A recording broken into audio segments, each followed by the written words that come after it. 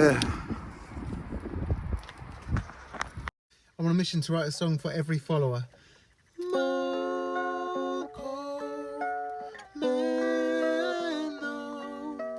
This is your song.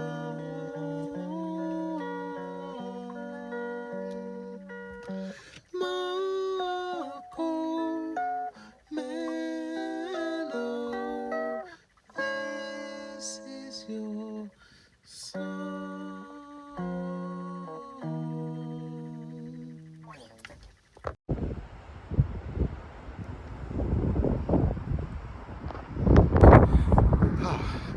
Yeah, I'm not feeling very good today. I had an unexpected late night emergency door only. Oh crap. Yeah, an unexpected late night which has led to me deciding not to attend the final instalment of my sewing class due to feeling just kind of low and yeah. I know you might think, oh, poor guy, he didn't get to attend the final instalment of his sewing class.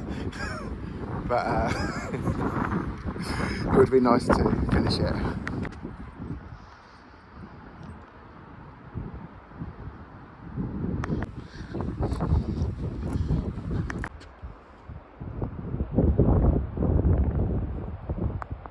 I don't know if it's like a neurodivergent thing, but I find any form of conflict to be so draining.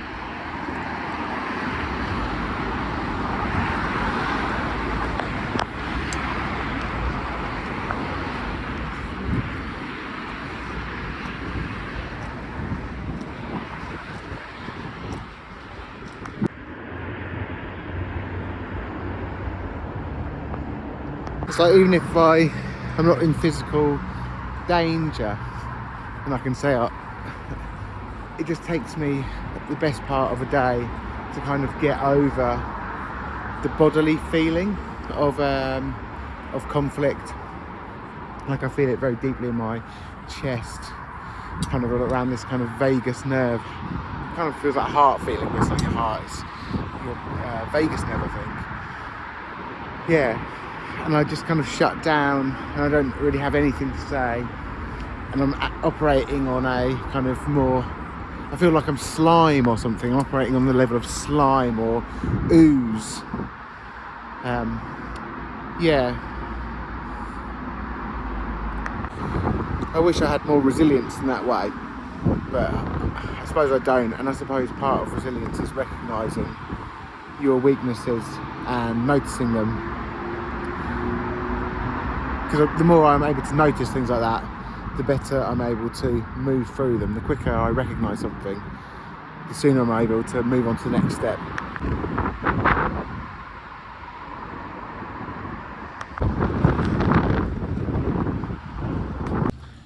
I'm here in the Mercury Theatre, about to meet with my creative coach to go through a SWOT analysis. Strengths, weaknesses, opportunities and threats. So this should be quite enlightening.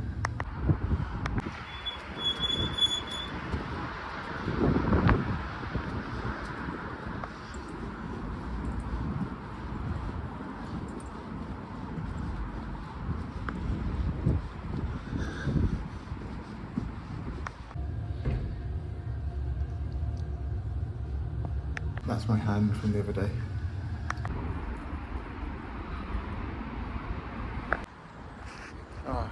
Didn't record what I just said, but essentially I've just been to seen my creative mentor at the Mercury Theatre, and I've done what's called a SWOT analysis, which is where I identify strengths, weaknesses, opportunities and threats and work through them. For the strengths, you identify the implication and the maximising action, and for the threats and weaknesses, you identify the implication and the solution. So, for example, a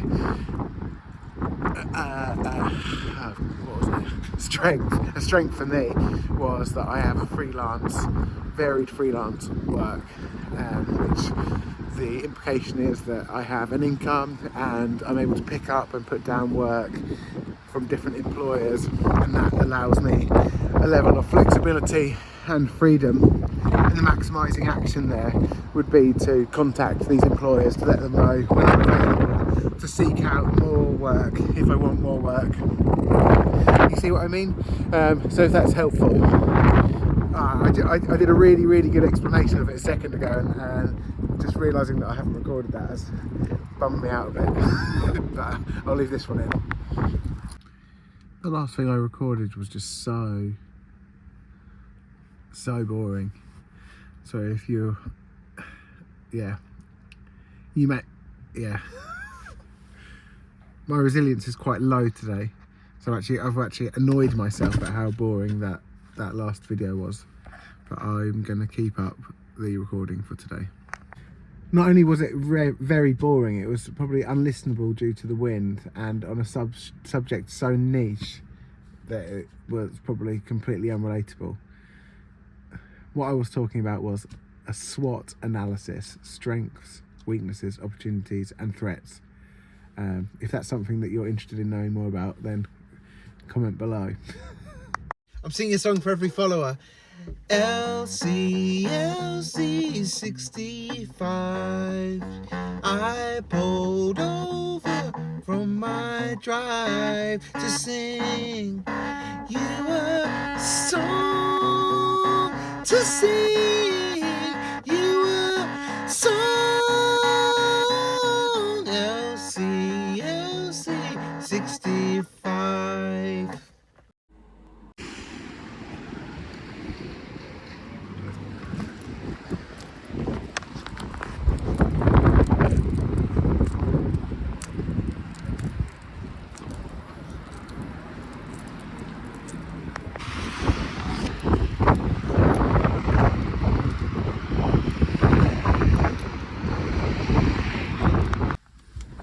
In Tesco's, and there was someone, the staff were radioing through because some man left and he'd shoplifted a bag full of Easter eggs. They kind of put things into perspective a little bit for me, being frustrated and dreary. Then it made me feel kind of compassionate towards that man, I suppose, in a situation where he's got to steal Easter eggs. I don't know what most people's thoughts are on shoplifting, and obviously it's a crime, but it's largely a victimless crime when you're stealing Easter eggs from Tesco's, and he's probably got feels like he's got a responsibility to provide Easter eggs to his children, and he can't afford to buy them, so he's stolen them. And yeah, I feel bad for him, if anything.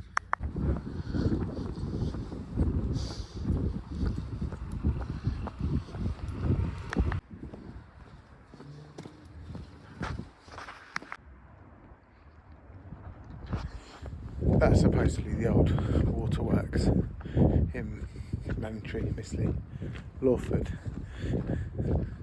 which runs onto that patch of land that I was kind of exploring a few days ago. Do you remember when I was in the woods and I found that tarpaulin and saw and that kind of thing, and then couldn't get out?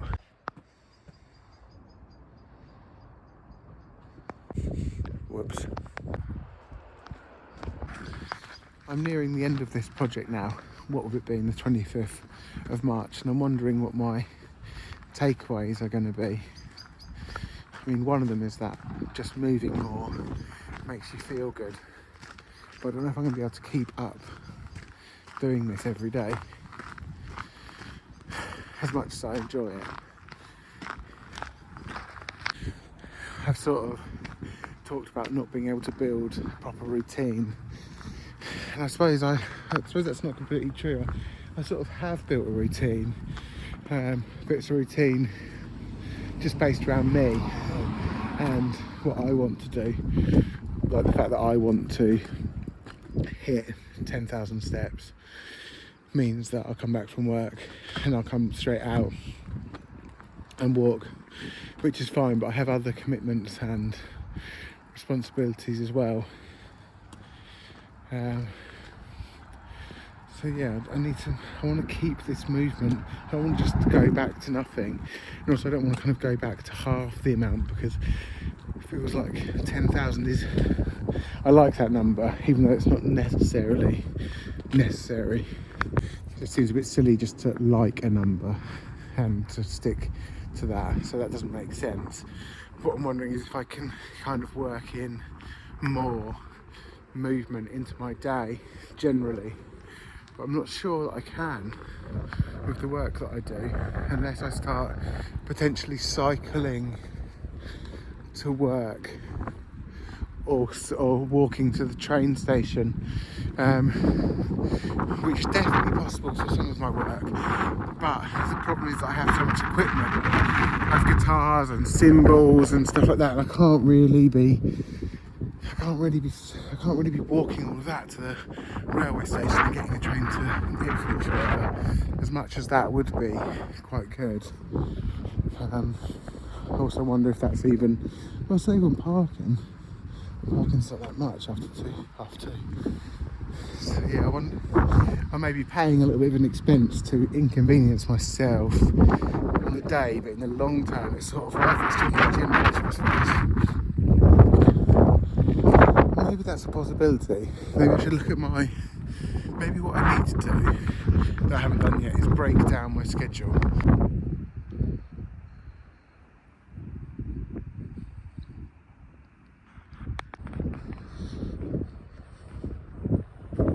So I've now finished my singing for lung health course and my sewing course, although I could continue with the sewing course, but I think I'm going to leave it at least for a little bit.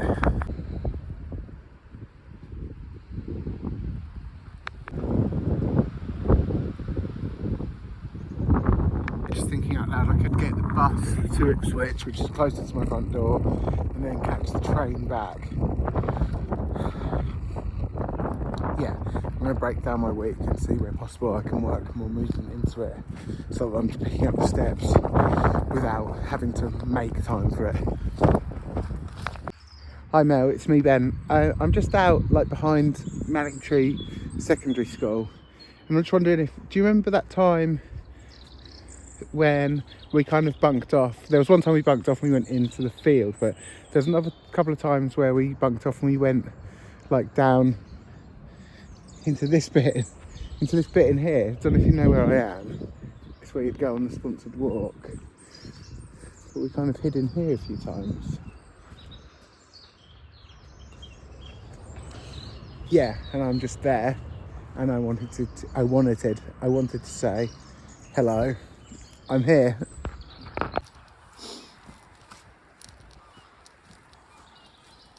It's quite steep. Oh shit.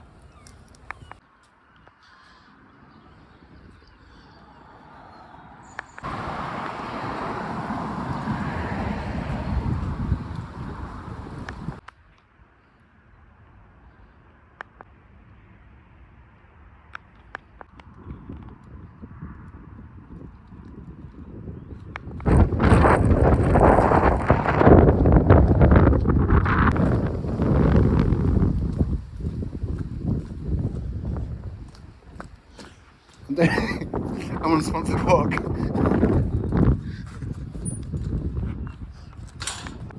Vihi Haggard.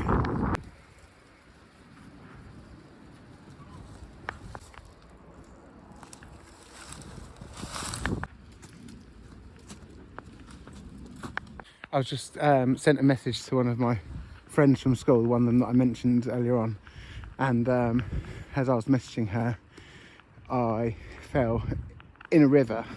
not like fell full on, but like fell in my feet.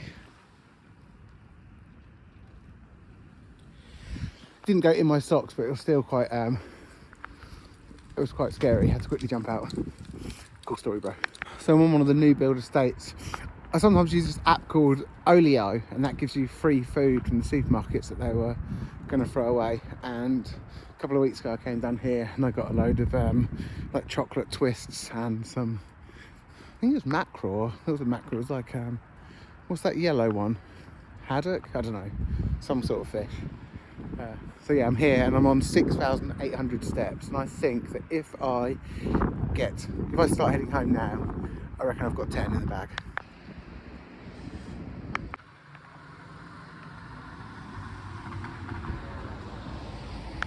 I'm writing a song for every follower. I don't know how I'm supposed to say your name. A-I-G-G-U, Peter Griffin with a cat face. Yeah, I don't know how I'm supposed to say your name. A-I-G-G-U, Peter Griffin with a cat face. Face. Peter Griffin with a cat face. Face. Yeah, 9,756. I'll be hitting 10 shortly. I hit 10k.